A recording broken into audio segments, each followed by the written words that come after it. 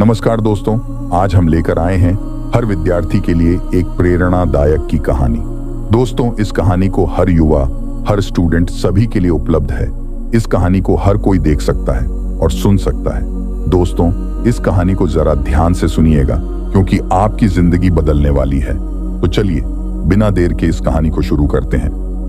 दोस्तों, हम इस दुनिया में किसी से एक मुलाकात के बाद ही यह निर्णय बना लेते हैं कि वह कैसा इंसान है, लेकिन एक मुलाकात या आधी अधूरी बात कभी यह तय नहीं करती कि वह इंसान कैसा है। इसलिए हमें कभी भी लोगों को जज नहीं करना चाहिए।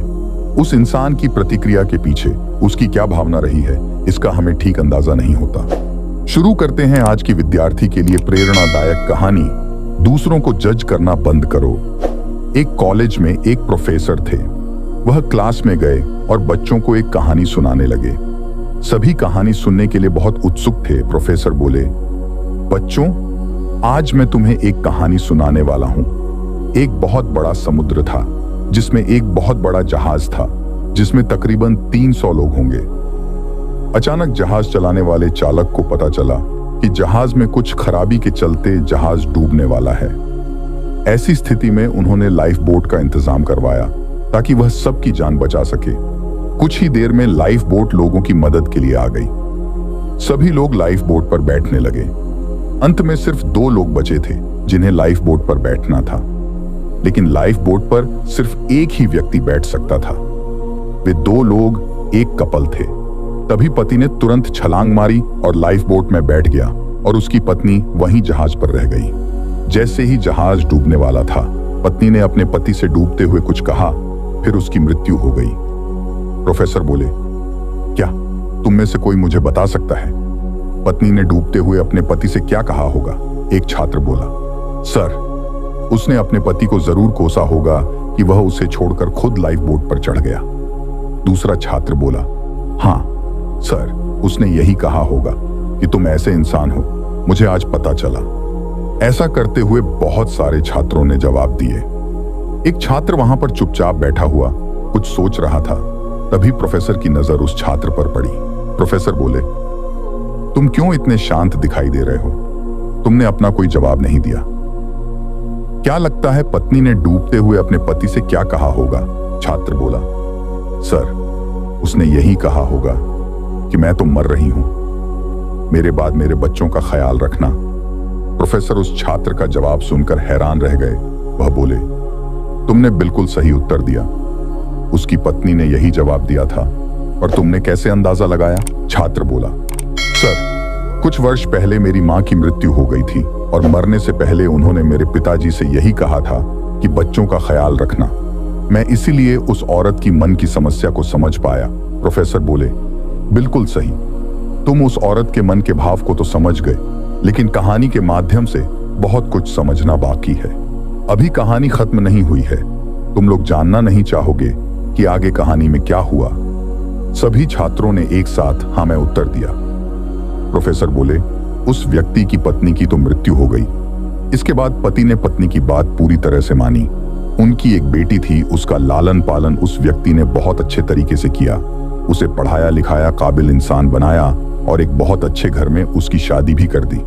अब उस व्यक्ति की भी उम्र हो चली थी तो उसकी भी मृत्यु हो गई। बेटी अक्सर अपने माँ बाप दोनों को याद किया करती थी। एक दिन वह उनके कमरे में उनकी पुरानी चीजों को देख रही थी।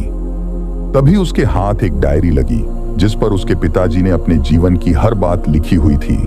बेटी ने बड़ी उत्सुकता और भावुकता के साथ उस डायरी को पढ़ा, लेकिन अंत तक आते आते उसको ऐसी बात पता चली जो कि उसके लिए जानना जरूरी था। पति ने पत्नी को क्यों मरने दिया?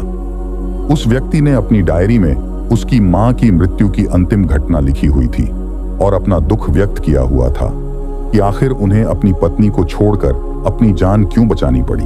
उसमें यह लिखा था कि उसकी पत्नी की तबीयत बहुत ज्यादा खराब थी। डॉक्टर ने कह दिया था कि वह बस चंद महीनों की मेहमान है। पति को पता था कि कुछ ही वक्त बाद उसकी पत्नी की मृत्यु होने वाली है। अगर वह पत्नी को बचाएगा तो कुछ वक्त बाद ही उसकी मृत्यु हो जाएगी और ऐसे में उसकी बेटी की देखभाल कौन करेगा? इसलिए उसने एक कठिन निर्णय लिया और खुद को बचाया और पत्नी को अपनी आंखों के सामने मरने दिया। उसे इस बात का बहुत दुख था वह तो चाहता था कि वह अपनी पत्नी के साथ ही इस समुद्र में डूब जाए, लेकिन अगर ऐसा करता तो बेटी का ख्याल कौन रखता। इसलिए उस दिन एक कठिन फैसला लेना पड़ा। इस तरह बेटी ने यह डायरी पढ़ी और उसकी आंखों से आंसू गिरने लगे और इस तरह यह कहानी समाप्त हो गई। एक छात्र बोला, सर, तो ये बात थी। मैंने तो उस व्यक्ति को जज कर लिया था कि वह कितना स्वार्थी व्यक्ति है, जिसने अपनी पत्नी को यूं ही मरने के लिए छोड़ दिया और खुद अपनी जान बचा ली।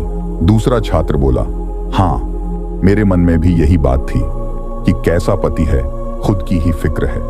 प्रोफेसर बोले, बच्चों, इससे तुम लोगों को क्या सीखने को मिलता है कि कभी भी किसी को जज नहीं करना चाहिए, क्योंकि हमें नहीं पता सामने वाली की जिंदगी में क्या मुसीबत है। इसलिए हमेशा दूसरों के प्रति सहानुभूति रखो।